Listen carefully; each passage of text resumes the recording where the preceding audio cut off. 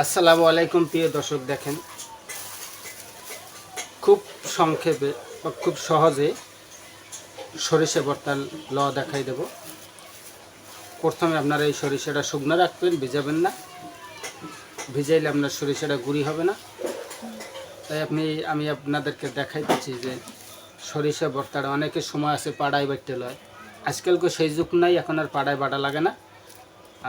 মেশিনের মাধ্যমে সব কিছু করা যায়। জাস্ট আপনি হয়তো কি একটু ব্লেন্ডার মেশিনটা একটু বেশি দামের লাগবে। বেশি দামের ব্লেন্ডার হলে সব কিছু নিতে পারবেন, সব ধরনের গুঁড়ি করতে পারবেন। আপনার আর কষ্ট করে রাস্তায় যেতে হবে না, আর বাকি মিল করে যেতে হবে না। যেমন সরিষা আছে, চালের গুঁড়ো আছে, ব্লেন্ডার মেশিনে নিতে পারবেন।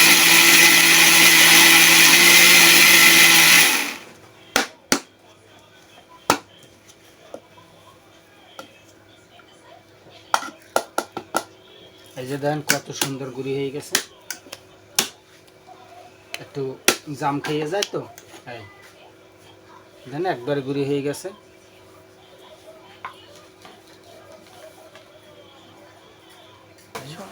এই যে দেখেন গুঁড়ি করছি, আমি কাছে নিয়ে দেখাইতেছি, একবারে গুঁড়ি করে ফেলাইছি।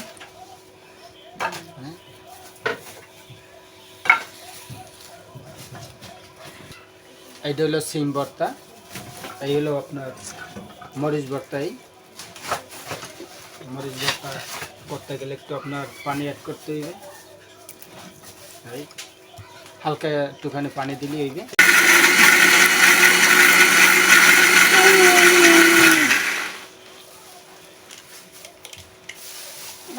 এই যেমন মরিচ ভর্তা হয়ে গেছে, মরিচ করা হয়ে গেছে। বাকি ব্যাগটা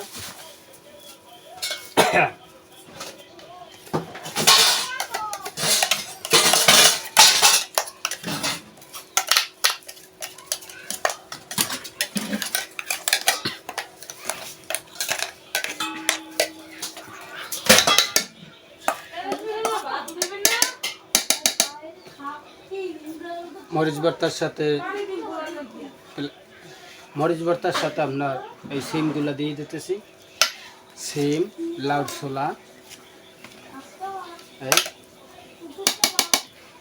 দিয়ে আমি একটু হালকা একটু পানি মেরে দিলাম। এই যে হালকা একটু পানি দিলাম। পানি দেওয়ার পরে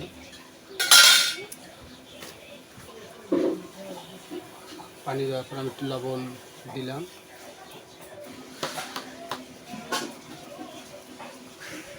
এই যে দেখেন ভর্তা আমার অলরেডি হয়ে গেছে, সেই স্বাদ। ভর্তাটা আমি অনেকটা আপনার পাত্রে নিচ্ছি, এই পাত্রটায় রাখবো।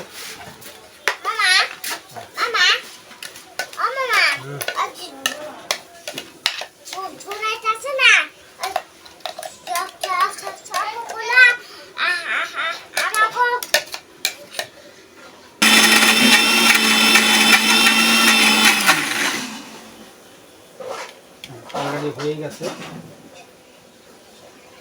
পারফেক্ট হয়ে গেছে, অলরেডি একবারে হয়ে গেছে। আপনি চাইলে নরম করেও নিতে পারবেন, শক্ত করেও নিতে পারবেন, আপনার যেমনি ইচ্ছা তেমনি। কোনো বাড়ার কোনো পরিশ্রম নাই, কোনো নাই, মিন্নাত নাই, একবারে। এই যে আর এই হবে